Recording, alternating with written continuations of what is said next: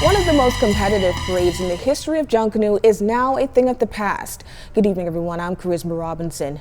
Thousands flocked to Bay Street this morning for the 2016 Boxing Day Junkanoo Parade. And while the showdown on Bay was stiff, organizers say all of the groups put on a show like none other. LaDon Davis reports. They're the only Junkanoo group in history to win a Junkanoo parade coming out of the blocks first. And this Boxing Day, the defending champions, the Paradise Games Valley Boys, had every intent to make it a repeat on so many levels as they mesmerized the crowd with the theme enforcing the law. With the crowd still on its feet, the Roots Junkanoo group hit Bay Street and gave spectators more than what they had bargained for, with the theme, the Golden Dynasty of Raw. The Shell Saxon Superstars also came out with a great start, letting its competitors know that they too are in it to win it with their theme, Guard and Protect the Wonders of Our Marine Environment.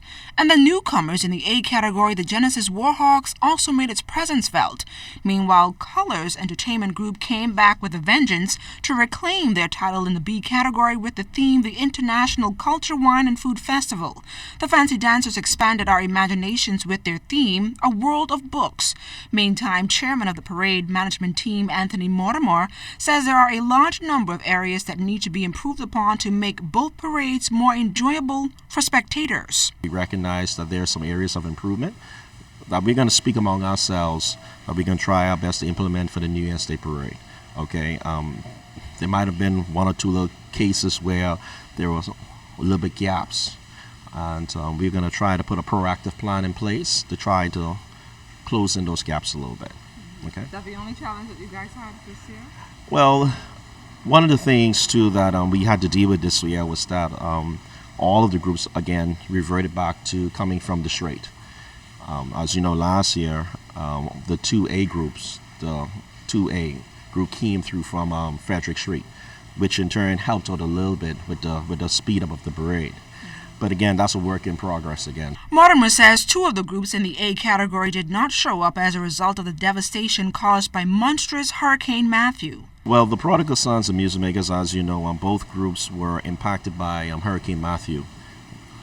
Both groups were devastatingly impacted by Hurricane Matthew. As you know from the beginning, the Music Makers could not make it because all of their shacks was totally destroyed, and all of their work that they started was actually totally destroyed too as well.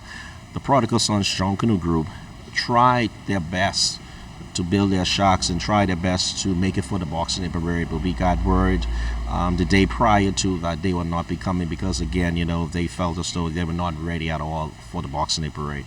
But despite the destruction left behind by the storm, Mortimer says he was blown away by the quality of work Junkanooers put into their costumes this year.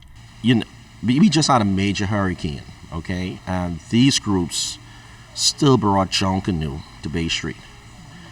That's the passion from each and every one of those members. The dedication, the passion, to bring that parade to Bay Street was amazing, okay? And the quality of workmanship, craftsmanship that I saw on Bay Street was unbelievable. And while tickets for the Boxing Day Junkanoo Parade were sold out, Mortimer is hoping that the New Year's Day Parade will experience the same, and he's once again encouraging all to purchase tickets and witness yet another spectacular Junkanoo Parade. LaDon Davis, ZNS Network News.